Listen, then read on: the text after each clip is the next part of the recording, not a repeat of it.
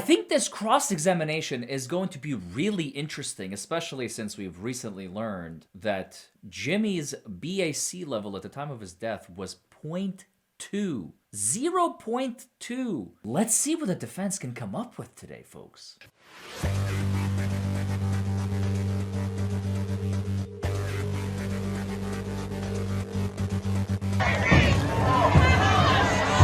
You must follow the law. The law says... Glorious. Is it a lawsuit? Probably.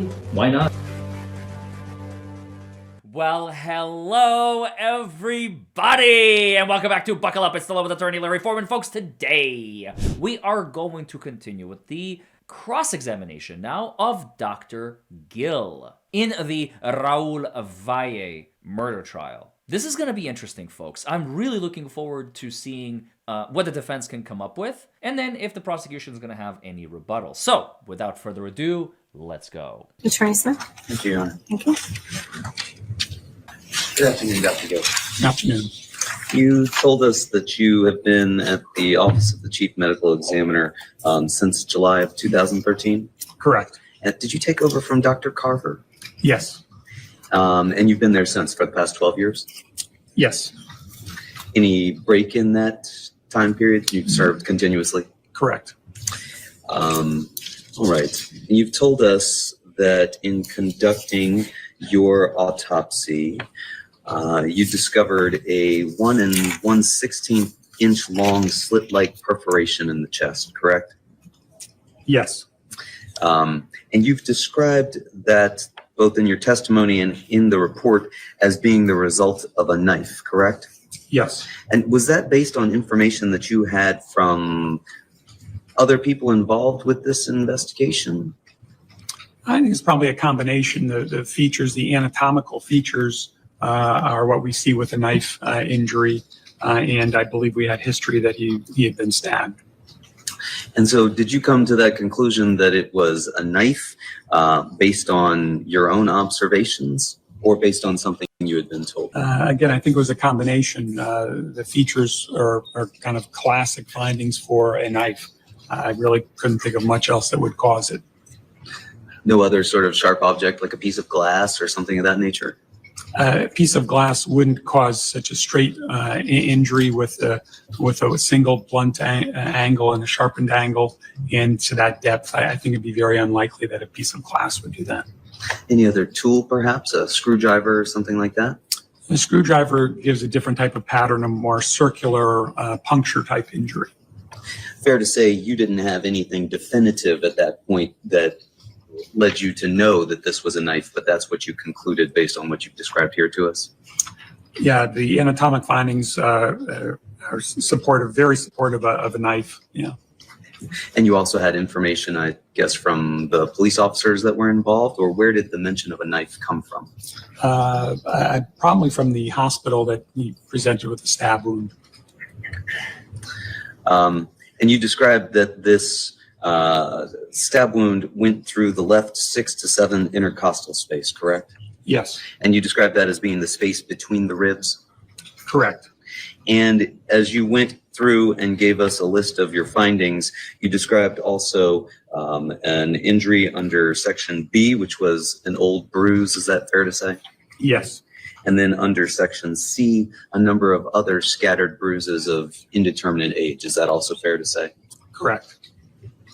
Now, as part of your report, you said that the wound itself was an estimated 2.5 to 3.5 inches deep, correct? Yes. Why is that an estimated number?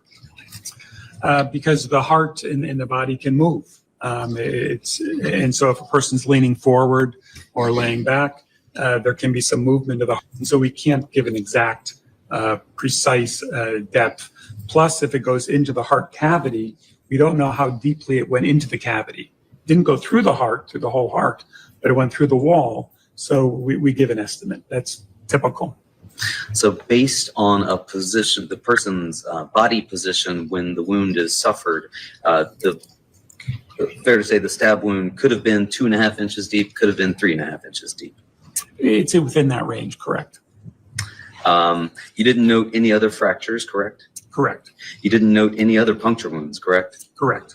So this single stab wound that you've described to us, in your opinion, was both the only wound and the wound that led to his death? It is the only fatal injury, yes. Other than what you've described as being old, unrelated bruises of indeterminate nature, is that fair to say? The bruising, yeah, that played no role in his death. You also told us that you had ordered what was your standard specimen testing for toxicology reports, correct? Yes, Here we go. And that included a toxicology for alcohol, correct? correct.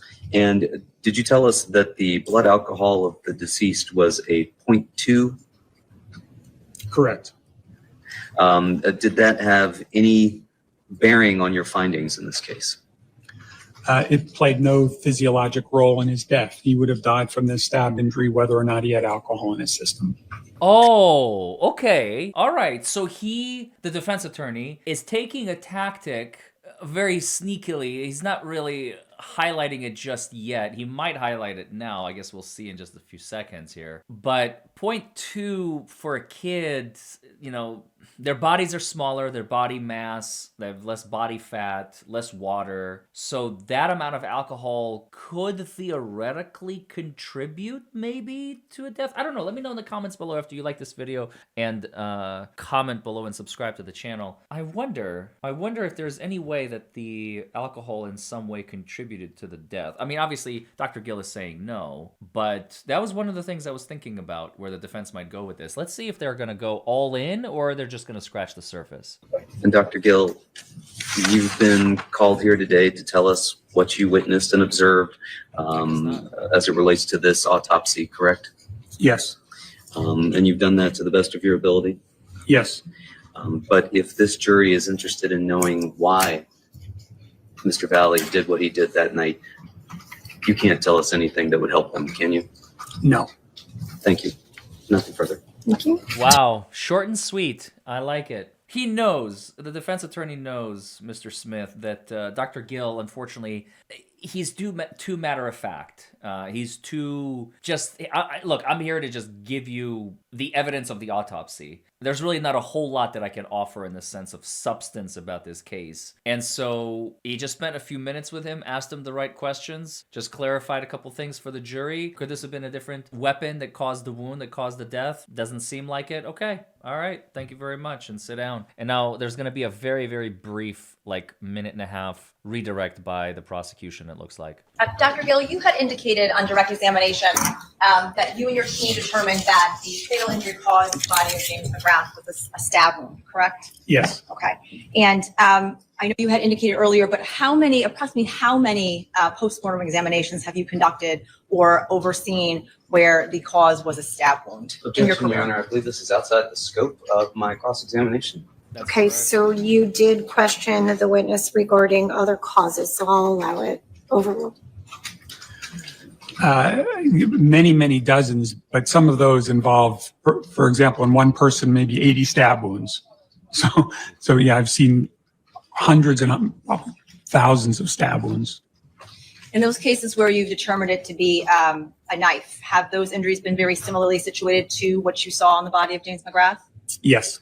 And you had indicated on cross-examination regarding the difference between a knife perforation versus, let's say, a glass perforation. What would be the difference there? A glass, because it's more irregular shaped, you get an irregular pattern and maybe more jagged. Usually it's not going to have that depth. This was a very smooth edged, straight edged, straight in wound. So that was caused by something that's sharp, long, narrow, and that's a knife. Yeah, I don't think that was even necessary, honestly. I don't think Mr. Smith in any way, shape, or form tried to insinuate that the entry wound was done by anything other than a knife. He simply asked, is it possible? And Dr. Gill said no, and that's the end of it. I don't think the jury is going like, well, it could have been something else maybe in their own minds. The prosecution did not have to ask that question. That was completely unnecessary. I mean, I understand. She's trying to cover her bases, whatever, but... useless question, in my opinion. The jury's already got it. You had testified on cross-examination that you were able to determine the positioning or how that knife went into the body of James McGrath. Would you be able to determine the position of James McGrath at the time the stabbing took place based on the injuries? No. I have no further questions, Your Honor. All right, and that's Dr. Gill. Next up, we have Sergeant Richard Bango, and I'm very excited to continue on this trial. Folks, as always, don't forget to like this video, comment below, subscribe to the channel. Let me know what else you want me to cover, and yeah, I love every single one of you. Thank you for visiting my channel. I hope you learned something, and I will see you all in the next video. Bye, everybody.